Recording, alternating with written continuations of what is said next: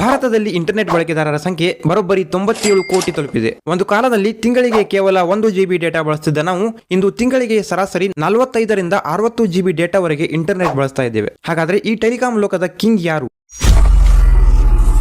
ಮೊದಲನೇದಾಗಿ ರಿಲಯನ್ಸ್ ಜಿಯೋ. ಇವರ ಬಳಿ 48 ಕೋಟಿ ಗ್ರಾಹಕರಿದ್ದಾರೆ. ಅಂದ್ರೆ ಒಟ್ಟು ಮಾರುಕಟ್ಟೆಯ ಸುಮಾರು 49% ಪಾಲು ಇವರದೇ ಇದೆ. ಎರಡನೆಯ ಸ್ಥಾನದಲ್ಲಿ ಭಾರತಿ ಏರ್ಟೆಲ್ 30 ಕೋಟಿ ಬಳಕೆದಾರರೊಂದಿಗೆ 31% ಮಾರುಕಟ್ಟೆಯನ್ನು ಹೊಂದಿದ್ದಾರೆ. ಈ ಎರಡೂ ಕಂಪನಿಗಳು ಸೇರಿ 80% ಭಾರತೀಯರಿಗೆ ಇಂಟರ್ನೆಟ್ ನೀಡ್ತಾ ಇವೆ. ಇನ್ನು ಮೂರನೇ ಸ್ಥಾನದಲ್ಲಿ 13 ಕೋಟಿ ಗ್ರಾಹಕರನ್ನು ಹೊಂದಿರುವ ವಡಾಫೋನ್ ಐಡಿಯಾ ಇದೆ. ಆದರೆ ಇದು ಸದ್ಯಕ್ಕೆ ಸಂಕಷ್ಟದಲ್ಲಿದೆ. ನಾಲ್ಕನೇ ಸ್ಥಾನದಲ್ಲಿ ಸರ್ಕಾರಿ ಕಂಪನಿಯಾದ BSNL 8.5 ಕೋಟಿ ಗ್ರಾಹಕರನ್ನು ಹೊಂದಿದೆ. ಸದ್ಯಕ್ಕೆ ನೀವು ಯಾವ ಕಂಪನಿಯ ಸಿಮ್ ಕಾರ್ಡ್ ಅನ್ನ ಬಳಸ್ತಾ ಇದ್ದೀರಾ? ಜಿಯೋನಾ ಅಥವಾ ಏರ್ಟೆಲ್ ಅಥವಾ ಬೇರೆ ಯಾವುದಾದ್ರೂ? ಕಮೆಂಟ್ ಮೂಲಕ ತಿಳಿಸಿ.